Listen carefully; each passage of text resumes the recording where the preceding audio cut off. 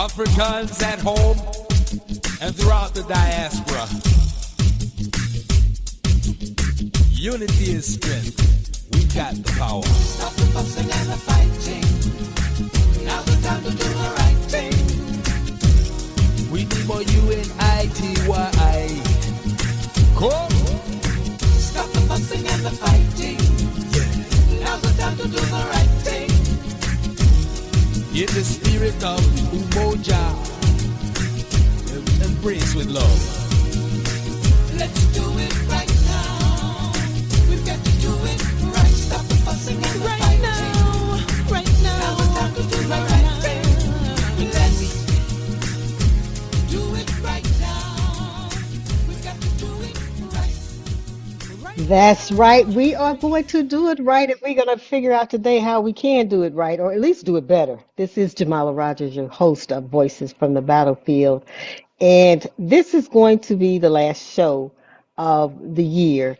I know last week we missed out because we had a little snafu with guests, and so yeah, so we missed that one, but we've been pretty consistent all year. But this will be the last one, and we hope the next time that you see me, I will be in the studio of Black Radio Hall of Fame. And so I've already been told by Mr. Bertie Hayes that they are working on the studio.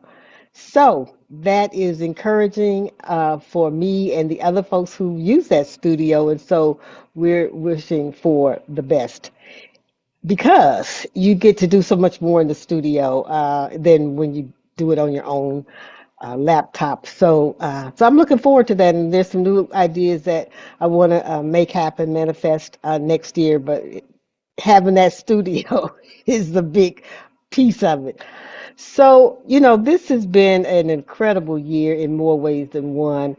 And I do want to talk about the fact that we still have a pathological liar in the White House. We have a 34 count felon in the White House, and we have, at least at this point, we have a protector of pedophiles. So, as the more documents that are released in the Epstein file, the more that we might be able to confirm whether or not there was participation. But at this point, we know from emails that have been disclosed that Donald Trump knew that young girls were involved in this grown ass man's sleepover. So I'm thinking that there's more to come. But here's the thing: once we find out, now what? Or is it just going to be so what? And we're going to talk a little bit more about that in the show. But I want to give you some updates first, because one of the reasons why there's not a guest other than myself is because I thought I was going to be in Jefferson City in trial.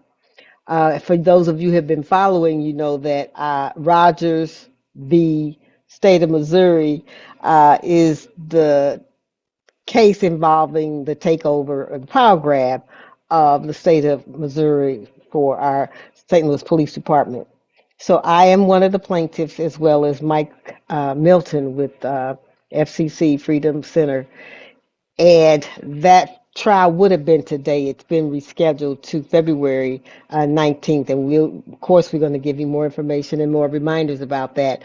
But I would have been there. So I didn't want to schedule a guest and not be able to do the show. So when they canceled, I said, looks like it's going to be me. And I have a lot to say because this has been such a year. It's been a heavy one for me, but I think it's been a heavy one for a number of people. There seems like there's been so much loss. And for us in St. Louis, we were hit with an E3 tornado back in May that we still have not recovered from. And when I say recovered, I mean psychologically, I mean physically, I mean all of the levels we have not. Homes are still unbuilt. Tarps are still on people's homes. Folks are still sleeping in tents. So we have not fully recovered. There's lots of rhetoric, lots of we gonna do this, but the bottom line is that the folks who were able to have any modicum of progress is because they had the resources and they had the will and the discipline to move forward. And everybody does not have that. And that's not a judgment. That's just the way that we are. That's the way the society has shaped us. So I've seen some progress because I'm through those neighborhoods often. And I see the progress that they're making in the Central West End because they do have the resources. They don't have to depend on the mayor's goodwill. They are moving forward. But even in the communities on the north side, people are making incremental progress um, through their own, and of course, the village that's around them, helping them to do that. And so I just want us to remember that not only because it's the holidays, but because sometimes when things go off the news, they're out of our memory, our collective vision, and we forget. And we got lots of other distractions, and some of them are valid distractions. Some of it is about our own survival, about our own well being and self care. So I get that, but there are still people who need our assistance. And folks are still out there that are organized to be out there, like Action St. Louis, like 314 Oasis with Dr. Punch and her incredible team. So there's not there's places where we can go if we want to feel the presence of community, and I'm going to be talking about those as well. So one of the updates I wanted to give you was around the fact that the trial today that involves the oversight of the police department and the snatching of our local police department and putting it up under the state was an arbitrary move, was, as far as we're concerned, an illegal move, and we want to challenge that. And I think that's the thing that I want us to remember. We cannot let this stuff just stand. We cannot let injustices just stand and say, "Oh, isn't that too bad? Oh, why are they doing that?" And I'm telling y'all, I'm getting a little disappointed, but also a little. Well, I'm going to leave it at disappointment. When we feel these injustices, when we see, for example, over the last week, we had three major uh, acts of violence. And we felt that in different ways. One of them was, in Australia, which seems like a long ways away, but it's not unlike what we've seen here in this country. And so all of these things are connected. Um, and then there was the loss of Bob Ryder and his wife to allegedly to his son, and that raises the whole issue of what do you do for a loved one who has addiction, who has mental health issues, and that's a very difficult situation to be in. Um, some loved ones, to their own safety, have said cut them off because the safety of the rest of the family is at stake, not just for one person. And so those are the kind of decisions that have to be made sometimes. But I think most people who have had a loved one uh, drug addicted or mental health or both of those combinations, we did have some kind of feeling for what had happened with the Reiners, and particularly the feeling of the siblings who now are faced with one of their own who is responsible for the death of their parents. So, but the level of violence is increasing, y'all. And I think one of the things that touches me is that people will often say, especially when it's closer to home, this has got to stop. Enough is enough. And I'm thinking when people are saying that, who are they talking to? Because we have to see what role we can play in the reduction or the elimination or the refocusing of violence. And so I think this is my own personal opinion. When we say that, we are saying we are helpless. For sure we're saying we're hopeless, but we're also saying we're helpless. And that's not true.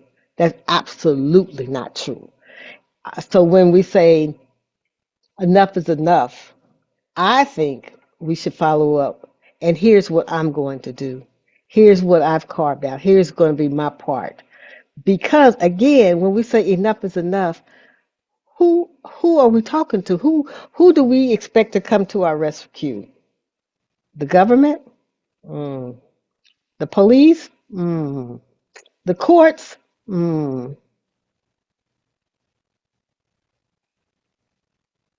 This is a no-brainer, y'all. It's gonna be about us. This is we are the fourth branch of government, the people. And so when we decide we've had enough and that we are going to own a part of the problem so that we are not part of the problem, we're going to own that and we're going to find other people who believe that something is wrong and needs to be fixed. And again, for folks like me who believe that the people who are closest to the problem are going to be the ones who have to solve it, I still believe that to the core. And so when we say, and we see people on the television all the time saying, this has got to stop. Okay, who's going to stop it? Who is going to stop it? It is going to be us. When we get enough sorrow and grief, and when we become victims or our family become victims, then is that the only time that we were going to be responsive? I hope not. I hope that we have enough empathy, enough humanity to say, this is not the kind of world that I want to live in. This is not the kind of world that I want my grandchildren growing up in. This is not the world that we deserve. Some of us are working hard every day trying to make ends meet. We are focused on survival. So why do we also have to be worried about our own life, our very lives? But we do. That is now a part of living. Dodging, it's almost like rain. The violence in this country is like rain. You go out there, eventually that raindrop is going to hit you. So if you don't want that raindrop to hit you, then you're going to get you an umbrella. And that umbrella represents the resistance, organized resistance to what is going on out there so that you shelter not just yourself, but the people around you. So raindrops are falling, y'all. They falling fast. And so I think we got to own parts of the solution so that we are not part of the problem.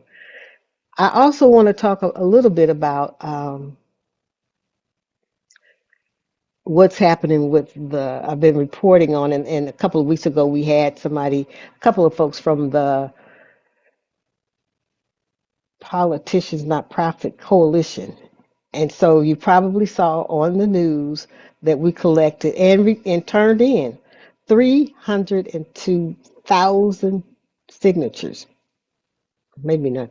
Maybe not. We turned. I'm gonna say to be on the safe side, we turned in 300 plus thousand signatures. These are some statewide. We had 3 months to do that, y'all. And I believe we only had to collect 125,000, something like that. But we went well beyond what we were supposed to. That's because we know these folks got tricks up their sleeves, and they're gonna try to throw out legitimate signatures, and so we wanted to be ready for all of that. We've been through this before. We are not we are not new to this rodeo. We know how treacherous they can be with these signatures because once it's on the ballot, then it's going to be truly up to the voters, and so they try to keep that from happening. So what we know that you've heard, you've gotten some misinformation from the news. One of that is that map, the map that's redistricting the state of Missouri, is going into effect, regardless of the signatures. That is not true. Once the ballot was accepted by the Secretary of State, all of that had to cease. And the way that the ballot reads is that map, nothing can happen until it gets on the ballot next year. And so I think even not the mayor, the governor has said something like the map is still going forward. It cannot. Now, does that mean that it won't? Because all the illegal stuff that these people are doing, we can't guarantee that it's not. But the law says that it's not supposed to go forward. The fact that there were signatures, the fact that there was a referendum, the fact that now those ballots have been turned in, means that all of that ceases. And so help spread that word because then people say, "Oh, we did all those signatures for nothing." No, we did not. And win, lose, or draw, I want you to remember what that represents. I told you that it was 300,000 signatures. What does that mean? That means there were 300,000 conversations with real life people. That's how you organize. It's not just that signature. That's in the end, the goal is to get that so we get it on the ballot. But you're engaging people in a process. You're engaging people in educating them about a process. Because a lot of people don't know that that map even existed. And so we have to be very clear on who and where our trusted messengers are, and where we can find them, because that's going to be important in the days ahead. We have a administration that is hell bent on destroying free speech unless it's MAGA speech. So, and we know that it's serious when they go after the comedians who speak truth to power in a different kind of way. They do it through humor. But nevertheless, though that's coming through, and they know that, so that's why there was the thing about Jimmy Kimmel. But when that starts happening, we know we're in trouble. But we've also seen major corporations bend to the knee. CBS, the person headed that up, basically resigned to say the folks were meddling in the business of broadcasting, and they have, and they are. Um, we've seen people get taken off the air you know, uh, under the guise of low ratings or funding, and that's not it at all. These people are trying to censor folks who have the ear of people, and sometimes it's not like everybody, but it's a broad enough base that they are continue to educate people about what's going on in this country. So I'm going to tell you, just keeping it real, because all of us may not be on the air. This is a privilege. We saw how, for example, the guy who did the app, so it's called ICE, but it allows you to track ICE. He created that app to help people know when ICE is in their community so that everybody can contact everybody else. And basically, the administration called up Apple and said, we need to get that out the store so people don't buy it. And Apple complied. So this is what I'm saying, y'all. These people are all in cahoots with each other. It ain't about free speech. Now, the people who have that ice blocker now, that app now, can continue to use it, but new folks can't find it because it's not in the app store anymore. So the control and the power that they have, we're going to have to find ways to match that. So these are platforms that we are now accustomed to using. These are platforms that have made it convenient for us to communicate with each other, to get information, but they may not always be available. And that's what I'm trying to get through to you. We need to come up with where we're going to get our news, our information, and who is the trusted messenger. Because who you think is going to be on tomorrow may not be, given the trajectory of what we're seeing now. And it's just interesting that comedians are under attack. So, but I think, the fact that they tried to get the most vulnerable people first to see what the reaction is, and then from there, keep going. But yeah, yeah. But there was some bright spots this past week, and one of them is the return of indigenous and African antiquities. Now, I'm not quite sure what has prompted this. It's been really kind of amazing. So so the Nazis weren't the only one who stole art and artifacts. The colonial thieves did as well. So in the North America, there were many artifacts taken from indigenous people, and particularly by the Netherlands, who now have returned that. But there's so many more that's still out there that folks don't even know where they are. But then there was Nigeria, what they call the bronze Benin. Those were returned, and so What is that all about? I don't know if they had like some kind of goat of guilt come visit them, but these are part of people's culture and history. If you look at the anthropological way that people have built civilizations, those artifacts are a critical part of that. And so when those are missing and you have these gaps in your own people's development, that's a missing link for sure. And so I know the indigenous people were overjoyed to get those back, but they also paused to say it's many more out there that still belong to us, that need to be returned, and that's for sure the truth. But yeah, the antiquities in Africa, whether it be Nigeria or Egypt, they're in somebody's home above the mantelpiece. They might be in a museum, but they are not in their rightful places. Let's just say it like that. So we that's on us too. So when we see something that looks awry, we better be saying, why is that here? And did we get permission from those people to have it here? And we got to ask the question. If that's all we do is ask the questions.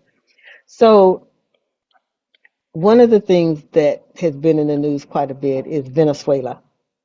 I had the opportunity and the privilege of going to Venezuela some years ago, and I found the people very warm, very welcoming, very humble, and that was at the time that Presidente was still president, and they all had their constitutions that they had helped to write and to approve, and they were in it. They were in building their democracy. They were into understanding how government works. And to see what's happening now to them, it's just sad. But this whole deal of what Trump and his War Department are doing, to first of all, we don't know who these people are that being shot out of the water. And I almost liken it to when in the South, where white racists would have black men start running, black women too, for that matter, and then they shot them down like dogs. So when I look at what's happening with the Venezuela votes, I'm just thinking this is target practice. They're testing out weapons and they're using poor Venezuelan fishermen probably to do this. And they've done it like numerous times, and we have not done anything. We have not raised our voices to say, "Whoa, what?" And I know we're waiting for the folks in Congress to do that, and we see that they have no backbone, and very few of them are going to do that. But this man, every day, has punked us in some kind of way, trying to see if he can get a rise out of us. And there's not been that collective rise, and we need to understand why so that we can fix that. Because the more power we give him, the less that we're going to have. And I'm talking about, when I say less, I'm not just talking in monetary terms, I'm talking about rights and life. So the Venezuelan thing is about, what did he say it's about? It's about drugs. Really? Here's somebody that just pardoned the former president of Honduras, who smuggled into the U.S. 400 tons, not kilos, not pounds, 400 tons of cocaine. He was convicted, but now he's pardoned as if he did not do a thing. So, how is it that you can pardon a convicted drug smuggler who was about to bring 400 tons of cocaine into your country, but you're after these little speedboats that are in the Caribbean? So some of this, y'all, I'm not even gonna say it should be common sense when you look at it, because I know sense is not as common as it used to be, and for good reason, because they have dulled our senses with social media, with the messaging, with all of this stuff that just turns our heads inside out. But what we are living in is not real, and the fantasy that's being created by MAGA is for them. They having a ball with this. When you look at them, sometimes in these press conferences, they think this is a game. They think this is fun. but people's lives are actually at stake. And so that Venezuelan situation is not about drugs. It's not about narco terrorists, which is a term that they've are starting to use so that they can justify the cry for war. What they are really trying to do, and they've already seized that one tanker that had millions of gallons of oil. That's what it's about. They are trying to get in there to get that oil. Now, some people have likened this to the what's happening now with the policy around Venezuela is similar to the Monroe Doctrine. And I know people don't really remember the Monroe Doctrine. You learned about it in school, but really it was about the U.S. looking at the Caribbean and saying these people could be a threat to us, and so we have to either neutralize them or bring them into the fold. And in some ways, they've been doing that over the years. That was in the 1800s, the Monroe Doctrine. But they have not forgotten Haiti, nor will they ever forget that Toussaint Louverture brought France to his knees. He brought Napoleon to his knees. I know he didn't have very far to go, but he still brought him down. And so they have made an example out of Haiti for all of these decades because the notion that you had a small country like that, that had a fierce, small but fierce army that brought down the, the French Empire, that's the kind of stuff that's not going to be taught in history. And so every time they fear a some aggression, and most of these countries in the Caribbean are small.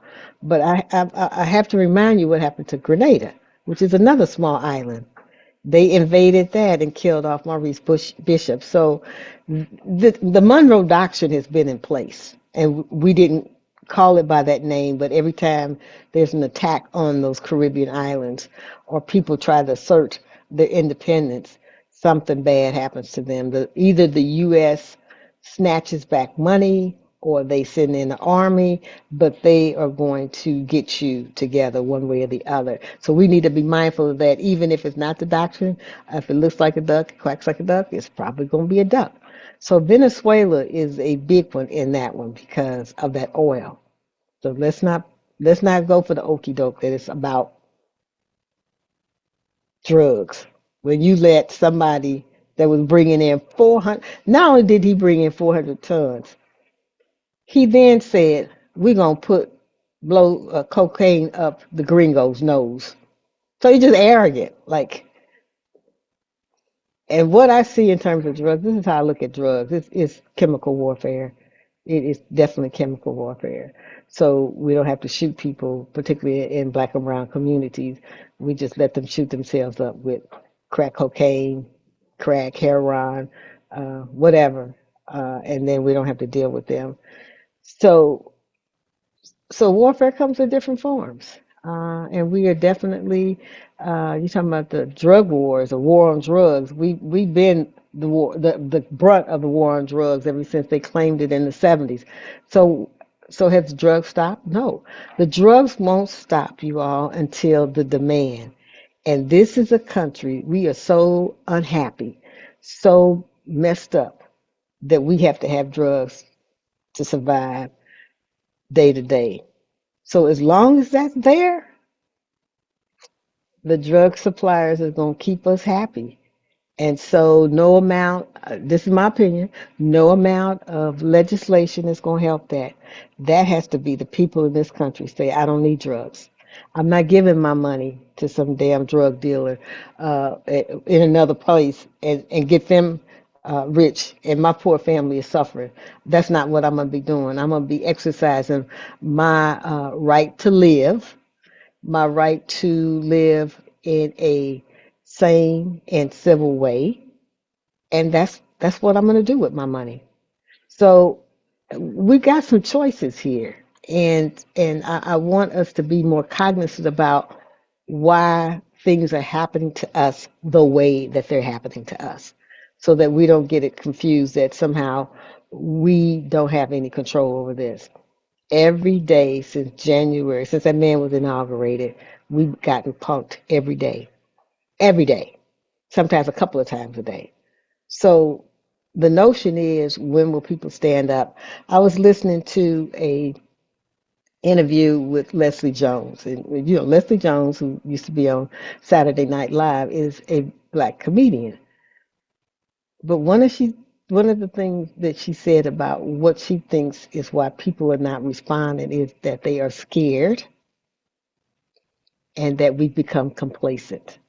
And I think there's some truth to that. I mean, I do believe people are scared, and not just scared like ooh, but scared that somehow if they step out, then they lose some of the conveniences that they have. Um, if they shut down the internet now, it's going to be a major, major rebellion. But we had 42 million people on Snap that were about to go hungry because these fools shut down the government and said the hell with Snap. And let me just tell you a couple of things about Snap. Some people think, oh, it's just lazy people on Snap that's not working. 30% of the people who receive Snap work full time. Another 30% work part time or occasionally. So that means 60% of people who are working still need food stamps. I want y'all to think about that. Still need food stamps. So while Trump was giving Argentina $50 million to help them out, we had folks going into the pantries trying to get food for their families, working people trying to get food for their families. So, the contradictions are blaring, that we can't escape them. Um, One of the memes that I saw recently that really struck me was that Congress is allotted a daily meal stipend of $79 a day. A day, y'all. They get 79. That's whether they eat or not. They could bring their lunch and they still gonna get that stipend. $79 a day. So if you do that times seven, then times 52 weeks, think about what that. But here's the catcher. The average SNAP benefit per person is $188 for 1 month. And these folks were about to deny folks even that. They get $79 a day. And whose money is that? That's our money, you all. And I know y'all don't like when I keep reminding you, like people are stealing your money and you sitting up there letting them go in your pocket. But that $79 is not Mike Johnson. That's not uh, Massey. That's not even AOC. That's our money. We allow them to have that in service of us. But are they serving us? No. So $79, almost $80 they get a day to eat. And they probably get money from other places to eat. So that's just some discretionary money that they will have. But SNAP people will get $188 a month. Do the math. Do the math, y'all. It's more than a notion, the world that we are living in, but we got to take some responsibility for it, y'all. We got to see how we're going to get ourselves out of that, because we can't be saying, stop it, enough is enough. And the people that are creating the madness, they like, you depending on us to do that? Yeah, you dummies. So we got to figure it out. But a couple of other things I just want to get get in here because um, there have been lots of distractions for us in this country, and some of it is so that we don't pay attention, obviously, to the Epstein files and to some of the other things that Trump is doing, even though Project 2025 told us exactly what was going to be done, and it's that playbook is being followed pretty much to the T, and so it's not like we did not know. I think what I saw happening is like people didn't believe it. Now, why they didn't believe Trump was going to do this stuff when you look at what he's done already in private life, we should have really believed that. And so the naivety that keeps us from moving and keeps us looking for other people to step up, it has not worked for us, y'all. It has not worked for us. And so when we talk about how focused we're going to have to be in 2026, a lot of times people are putting a bunch of bets on 2026 midterms. A lot of damage can be done between now and midterms. Think about what's been done in the last 11 months, 12 months. So we can't afford anymore. We really can't. The more this man gets away with, the deeper the hole that we're going to have to climb out of. And some of us we're not going to climb out of this. I tell you why. The Republicans have said they are not going to extend Obamacare. That's the Affordable Health Care Act that subsidizes people's health care. They're filling that gap. Well, what do you think happens when all of those people cannot get health care? You think some of those people are not going to die? They already predicting that what Kennedy has done with the hepatitis vaccines for babies, they're going to be babies and children that would die. So why are they killing us? Why are they creating policies that literally are going to kill us? Well, there's a surplus. AI is proving that every day. Some of us are not needed. We're going to be taking up space. That's the way they look at it. We're taking up space because there is no way we can be productive in the world that they are trying to create. So for somebody to knowingly say we're not going to extend health benefits for people even who have current medical conditions, that that's some evil people there. That is evil people. And then match that up with they're now predicting 1 out of 3 Americans are going to be diagnosed with some form of cancer. Cancer treatments cost big money. I keep telling y'all there's not enough GoFundMe's out there for everybody's situation. We're going to have to fight this on a systemic basis, not individual basis. We don't have that kind of money. In fact, we're going to have less money after this year because the tariffs are already tore up the economy. All the food that we eat, the basic stuff that we need, has gone up. Our salaries are still flat. So we are not going to have disposable money for medical emergencies. People now cannot afford their prescriptions, their life saving prescriptions. And all these people, again, I'm going to say they're in cahoots with each other. When you had the Sackler family who made billions off of oxycodone, they still walking around. They walking around in the lifestyles that they created for themselves off the deaths of our children. They created a habit forming drug that would keep people strung out for decades, decades. And when you see them, they're wrapped in luxury, doing their thing as if nothing happened. But yet, these are the folks who we should be going after when we talk about going after some little fishing boats in the Caribbean. They have ruined not, and this is not just black folks or brown folks. A lot of white folks got caught up in this, and not just poor white folks. That stuff is so potent that the promise of addiction is guaranteed almost. And that's why most doctors will tell you you can only take it for this amount of time because after then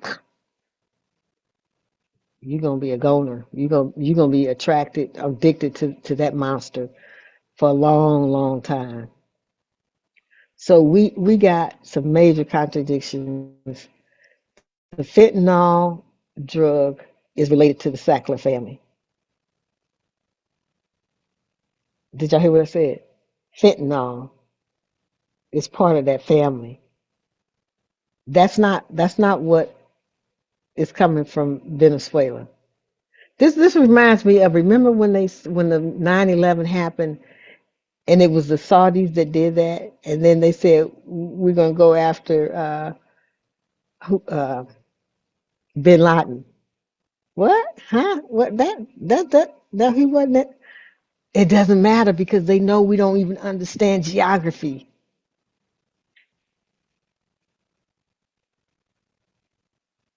Fentanyl epidemic here in this country, and then they're gonna try to pretend like it's coming from Venezuela. So, and then the other thing is like as we try to find out more about this stuff so that we can be woke, they have criminalized even the word woke. They don't want you to be informed. They don't want you to be motivated to know more about how this stuff is happening. But you're going to have to understand it because it's happening to you and your family. It's happening to you and your community. We are not here in a vacuum. Almost everything in other parts of the world affect us because our government has tentacles all over the place that is destroying other cultures, other peoples, other environments. And so when people say, things are going on in those countries, and we say, how can we help you? How we want to be supported. They say, get y'all damn government together. Put a check on them. That's what you can do for us. And so we haven't yet done that. We should be bringing these folks down every day. Again, we getting punked. And even I mean, even when I look at the media, y'all, he berates these people at these press conferences, particularly the black reporters, and the rest of the media.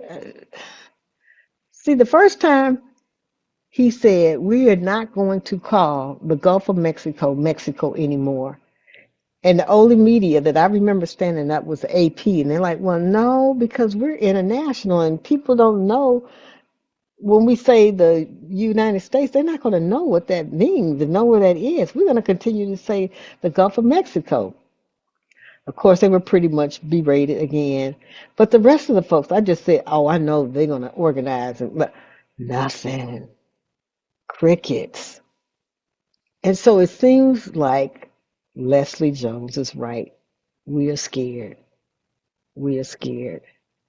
And the ones who aren't scared, we've complacent because we want to have certain conveniences. And so to acknowledge that some of this is real means that we got to do something. We got to own our part of it, what we can do. So when I know that there was a statewide coalition of folks, mainly volunteers, there wasn't a whole lot of getting paid for this, collected over 300,000 signatures all across this state, that was an act of resistance. Because we said, we're not going to let you change the map illegally. We're not going to let you redistrict, particularly redistrict out the only black congressperson in Kansas City. No, we're not going to sit here and let you do that. No. You're going to look like you were in a fight, even if you win.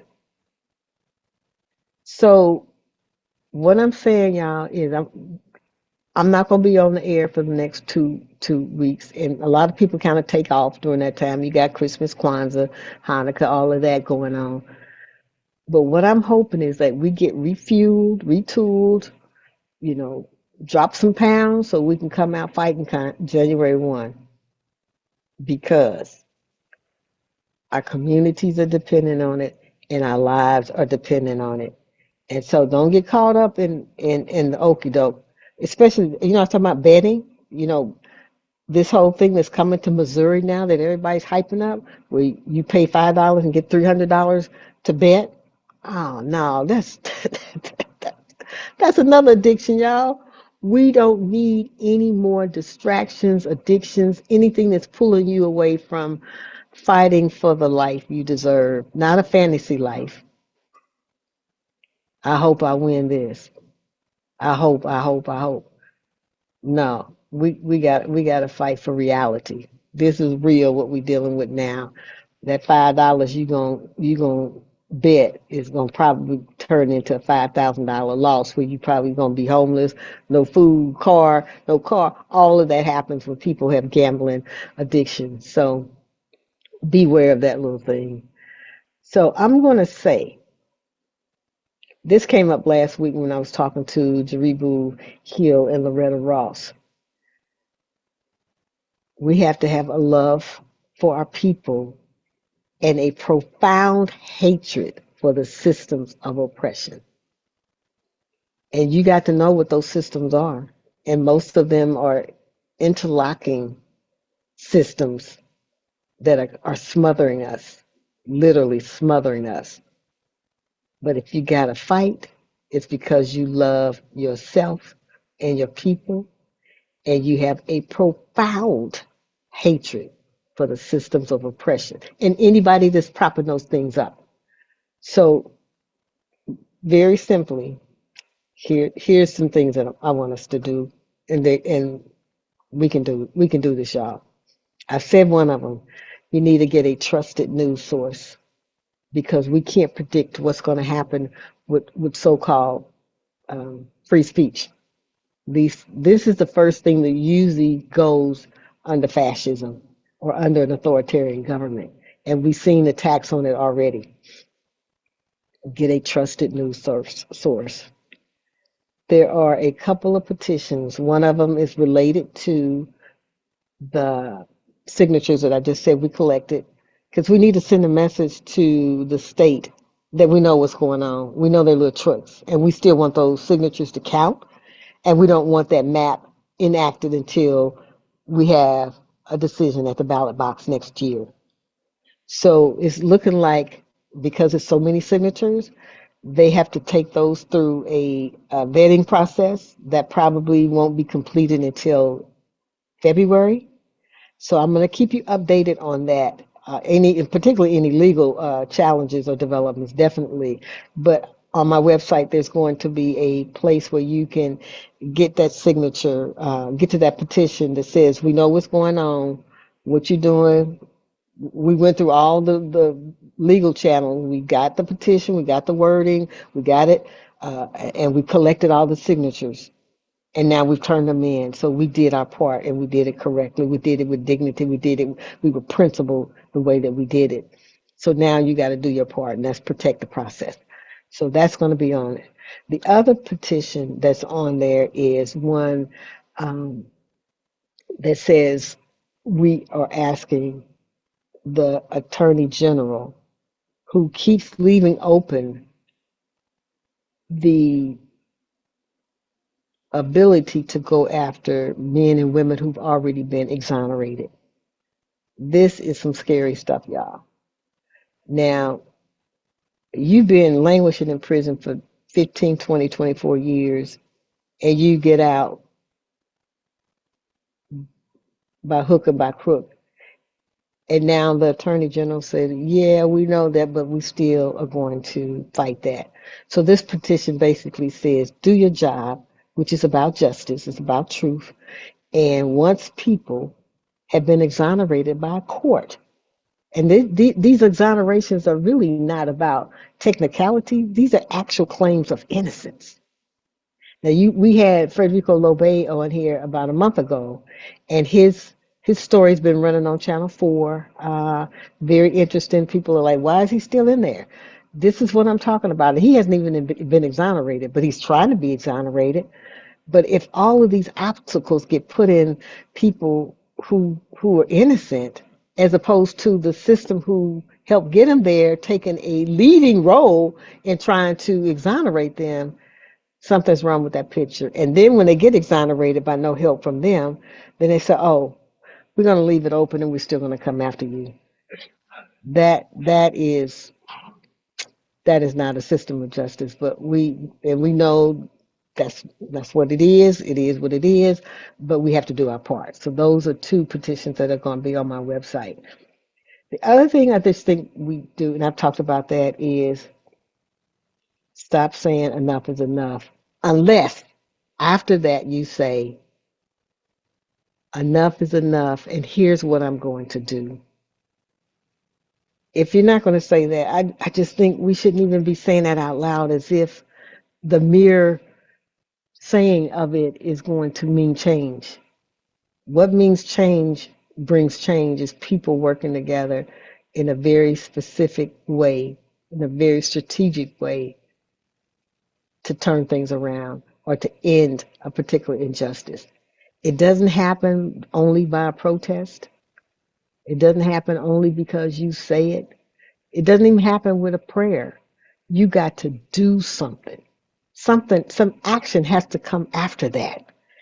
And I just think that's part of the thing. I think Leslie Jones, when she said complacent, like we think somebody else is going to do this.